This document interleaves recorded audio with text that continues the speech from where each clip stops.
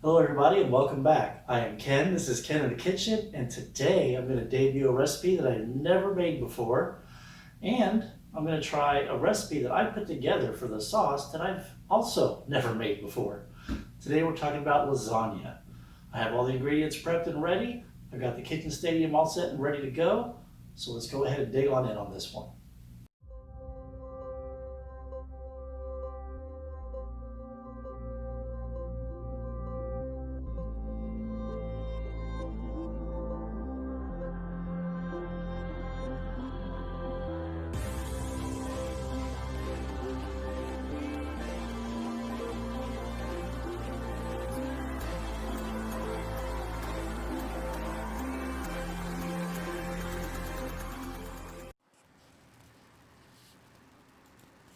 Here are the ingredients. I got the vegetables up front. We're going to prepare the Roma tomatoes, 3 different cheeses, the meats in the back, the seasonings.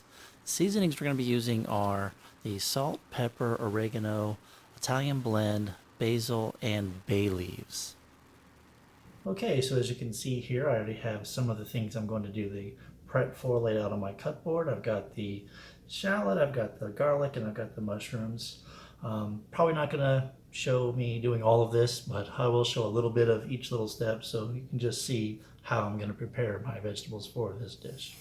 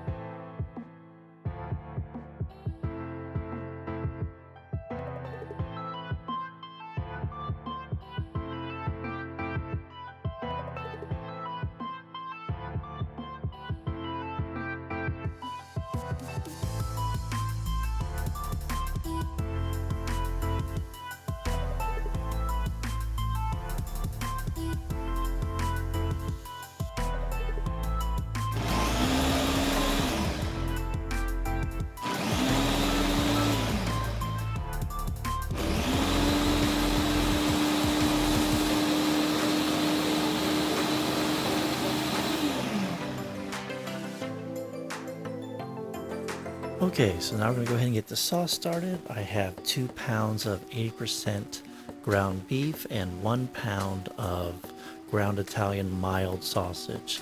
I didn't want the hot and spicy stuff. I'm not looking for heat. I'm just looking for flavor. I'm going to go ahead and get this all broken up, and then I'm going to add in my seasonings. Always going to do salt, pepper, and then we're also going to add in the Italian blend and the oregano. Now, I really don't know how much to tell you to put in here. I'm gonna say do a good pass once, maybe twice of all but the oregano, because the oregano is a little strong, and then come back and do a little later. And as you can see, the meat's already done. I'm gonna go ahead and remove it and use some of the grease to saute the mushrooms and the shallot. And I'm gonna go ahead and saute those down until they've given up quite a bit and they look like and they're a good color. Also, as you can see, definitely season those with the same stuff as the ground beef and Italian seasoning. So now, there we go. they've reduced down quite a bit. I'm gonna go ahead and add in the garlic. You want to do the garlic last with the saute because the garlic will burn. So just enough until it's fragrant, and then you're gonna take it out. I transferred everything to the stock pot, put in the meat, put in the tomatoes that I went ahead and ground up in the blender. Now I'm going to go ahead and add in the crushed tomatoes, the tomato paste, and the chicken stock. Make sure you mix it in real well together, stir it all up pretty good, and then we'll go ahead and add in the rest of the seasoning.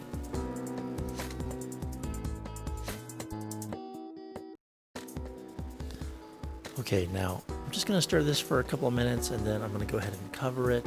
And then it hit me, you know what, I forgot some stuff.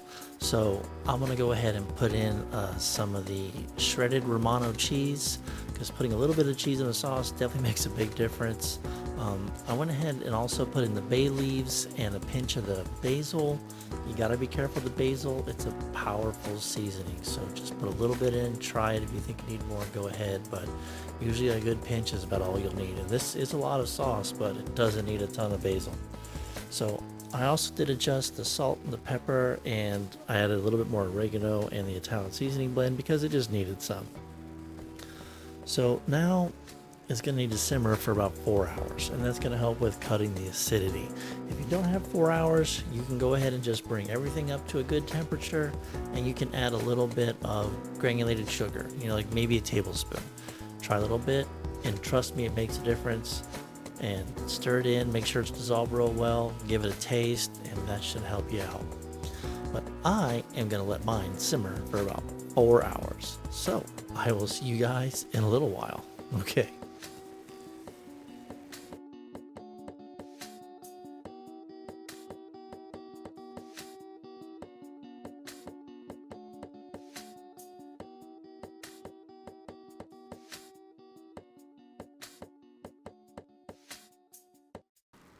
Alright, it's time to assemble. And we got the noodles, I got the sauce, the cheese, the cottage cheese, and we're going to go ahead and put it in my pan right here.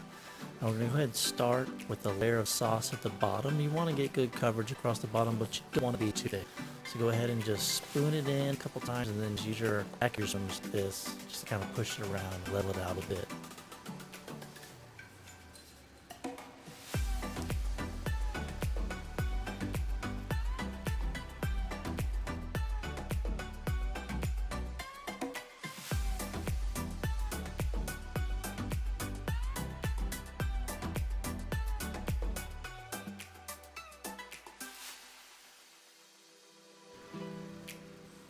So next we're going to go ahead and put in one of these pasta noodles. Now, as you can see, this is too long, and there's a way to fix this. Now, my lasagna pan I'm using isn't the same length as the noodle, and that's fine. We're just going to go ahead and we're going to grab a paring knife, and we're just going to cut along the edge, just right down there to take off this excess. And you can either save the excess or discard it. I'm going to go ahead and save it for now because I'm pretty sure I have a good idea for this for later. Okay, so when you're layering the noodles, you want to go ahead and parboil them. So what this means is, you can see right here, the noodles do not look like they're 100% done, and that's okay, because you don't want them to be completely floppy and soft. You want to be able to handle them. You want to be able to pick them up and move them around. And also, just like I'm doing as you lay them in here, you want to overlap them a little bit, so you don't have any true, or big gaps. And just went ahead and cut those off. Now I'm going to speed up the video. My next layer here is going to be more sauce.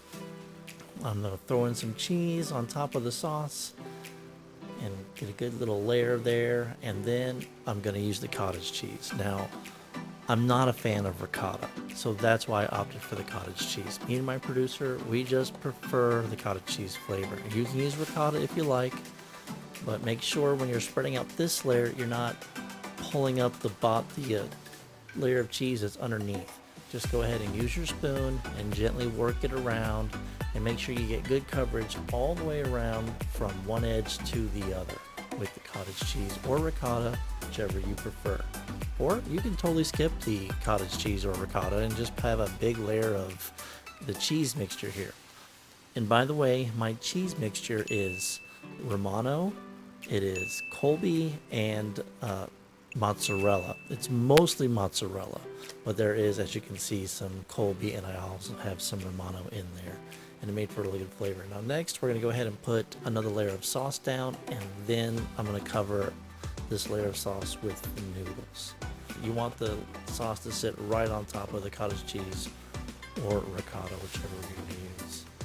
Get all the way to the edge, and then go ahead and layer your noodles on top of that. Now I actually used 4 noodles for the top layer because the pan flares out, and I noticed that after I got the next couple in, I'm like, oh yeah. So be aware of that. Now I actually cooked the whole box of noodles because this is my first time making this.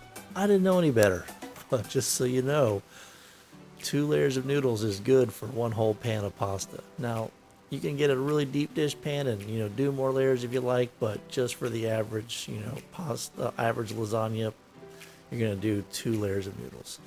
Next, I'm explaining, we're gonna go ahead and put another layer of sauce on top, and then as soon as I get a good layer of sauce, I'm gonna put some more cheese on top.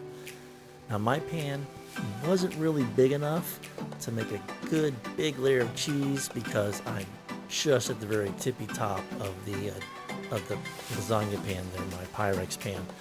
So as soon as we cut to the next scene, you'll see that what happened was I just put the cheese a little back from the edge all the way around. And this helped for when the cheese melted in the oven, it didn't actually run over the edge of the pan, and it actually worked out pretty good. Alright, so the lasagna is done. It was in the oven for a little bit more than an hour at about 350. It looks great. It's just now cool enough to cut into and eat, so I'm going to go ahead and do that, and I'll give you my thoughts afterwards. Alright, see you guys in a minute. And we're back. Hello everyone. So the lasagna is out of the oven. It's had time to cool, and I had it in there for about an hour and 25 minutes at about 350 degrees. The cheese was done perfectly on top, and everything in the middle just cooked to a nice warm temperature. I think it was 155 when I checked. So it wasn't scalding hot, but definitely everything was cooked through. The noodles have a nice texture to them. They're soft, they're not hard at all. And I'm gonna have a bite because this looks really good. So let's go for that. This little piece right here looks really good. Okay.